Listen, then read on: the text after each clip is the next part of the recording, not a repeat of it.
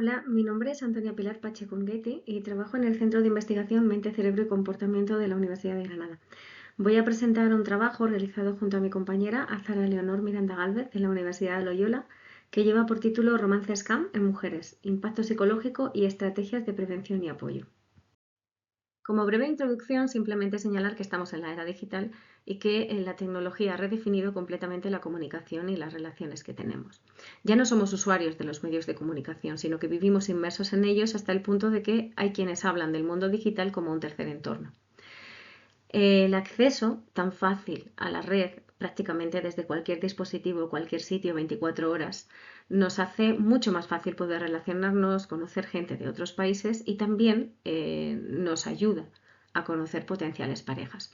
Esto durante el tiempo de pandemia fue muy útil para nosotros porque debido a las restricciones las relaciones estaban muy limitadas y el hecho de tener el acceso a Internet nos permitió de alguna manera no vivir tan aislados. En ese momento hubo un auge de las citas en línea que más o menos se ha ido manteniendo en el tiempo y al mismo tiempo que se aumentó esa opción o ese uso de citas en línea también se aumentaron los ciberdelitos en general.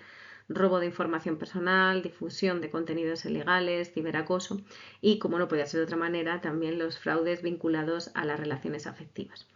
Nosotros vamos a hablar hoy un poquito sobre el romance scam, que es, por decirlo de alguna manera un poco simple, la versión moderna de esos anuncios que se ponían antiguamente en los periódicos o de las cartas de amor que se mandaban. Son bastante famosas las cartas nigerianas o el fraude 419. Pues el romance scam es algo parecido a esto, pero en versión moderna, como veremos ahora. En el romance scam, los estafadores se hacen pasar por personas interesadas en mantener una relación romántica con sus víctimas para ganarse su confianza y obtener beneficios económicos.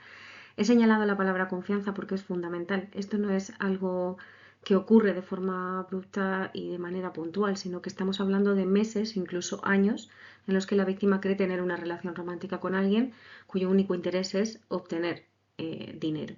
En la víctima se produce lo que llamamos un doble golpe, que es la pérdida o el daño a nivel financiero económico y también el emocional, que generalmente las víctimas lo reportan como mucho más intenso, más doloroso o más duro de superar que la parte económica. Para que nos hagamos una ligera idea de hasta qué punto estamos hablando de este tipo de estafas o son frecuentes, Meta, por ejemplo, que es la empresa matriz de Facebook, Instagram y WhatsApp, eliminó en 2024 2 millones de cuentas fraudulentas que se habían creado solo con este fin. En Reino Unido, un 31% de los ciudadanos ya han sido afectados por este tipo de delitos y en Estados Unidos solo en 2022 ya hubo cerca de 70.000 denuncias y las pérdidas económicas solo en ese año rondaban el 1,3 mil millones de dólares. En España no tenemos cifras exactas porque la estadística une todos los delitos que ocurren a través de Internet. Dentro del mismo no separa por romance scam del resto, pero sí es cierto que en los últimos meses o quizá el último año estamos viendo cada vez más en los medios de comunicación información y estafas de este tipo. Por poner algunos ejemplos que quizá os suena, tenéis a la izquierda una noticia de un Brad Pitt de mentira que estafó 170.000 euros a una mujer de Granada, creo que al final fueron dos, y a la derecha tenéis otro ejemplo del famoso crimen de Morata de Tajuña, en el que, bueno, pues tres hermanos terminaron asesinados y todo empezó a raíz de una estafa de este tipo. Las dos mujeres, dos hermanas, pensaban que tenían una relación con dos altos mandos militares. Aquí tenéis algunos ejemplos más que posiblemente sean de los más conocidos. Un astronauta que para poder estar con su pareja necesita dinero para volver a la Tierra, personas que están arruinadas, se han divorciado pensando que de verdad estaban en una relación, gente que hipoteca sus casas y lo pierde todo, o incluso, bueno, pues historias tan dramáticas como me han secuestrado los talibanes y necesito dinero para poder salir de aquí. ¿Cómo funciona el romance scam? Pues generalmente hay mafias o grupos organizados detrás de todo esto que lo que hacen es crear identidades falsas pero creíbles. Para ello lo que hacen es generar perfiles atractivos con fotos robadas o también con la ayuda de la inteligencia artificial e introducirlos en plataformas de citas y redes sociales. Lo que hacen es incluir mucha información personal sobre estilos de vida, intereses, hobbies, todo muy diseñado para aumentar la verosimilitud y coincidir con los intereses de sus potenciales víctimas. Generalmente eligen perfiles masculinos y suelen ser pues, personas con profesiones de prestigio o autoridad para suscitar confianza. Es bastante frecuente que usen profesiones como las de médicos, diplomáticos, empresarios y en los últimos tiempos es bastante popular el uso de militares de alto rango porque así justifican las barreras de comunicación y el no poder ofrecer detalles a sus parejas.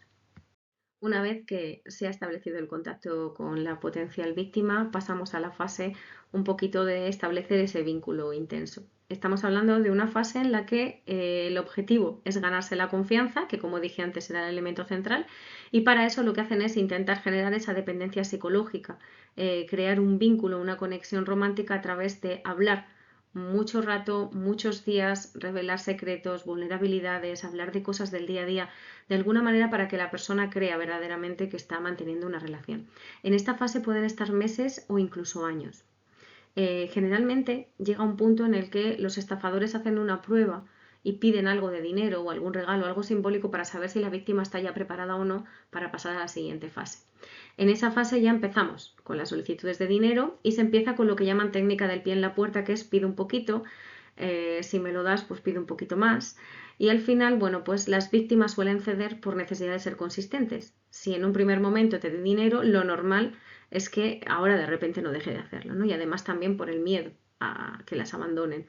Llega un momento en el que eso ya no es suficiente y pasan a lo que llaman técnica del pie en la cara, que es pedir una grandísima cantidad de dinero. Para eso usan una historia trágica, pues como la de los talibanes que puse antes, o hay una enfermedad en la familia, el viaje para poder ir a conocerla, cualquier cosa. Esto obviamente es insostenible, llega un momento en el que ya la víctima se da cuenta que está siendo estafada y a veces lo peor es que esto no se queda aquí. Hay una etapa posterior de revictimización porque en ese momento de desesperación a veces suelen pedirles, bueno, pues que se graben delante de la cámara o alguna cosa y las amenazan con publicar esa información o peor aún, gente de la misma mafia o del grupo organizado se hace pasar por abogados que están recogiendo denuncias de otras víctimas y que por querer ayudarla le piden una pequeña cantidad de dinero como señal para poder defenderla. Y hay otra estafa añadida. Aunque esto es algo que le puede pasar a cualquiera, es cierto que hay una vulnerabilidad femenina y hay muchos más factores de riesgo que nos afectan. A nivel sociodemográfico se ha visto en la mayoría de los estudios que ser mujer y de mediana edad hace que seas más vulnerable. Se explica porque son personas que en ese rango de edad pues tienen mayores ingresos y que además pues es más común que hagan búsqueda de parejas en plataformas o en sitios online. En cuanto al nivel educativo no es un factor determinante, pero es cierto que parece que son los dos extremos. Mujeres sin estudios, las más vulnerables a este tipo de estafas, pero también con un alto nivel educativo. Generalmente lo explican porque hay un exceso de confianza, de seguridad, crees que es algo que a ti no te va a pasar y te pasa. En cuanto a las características psicológicas, hay algunas, como el neuroticismo o la impulsividad, que se señalan en prácticamente todos los estudios como factores importantes.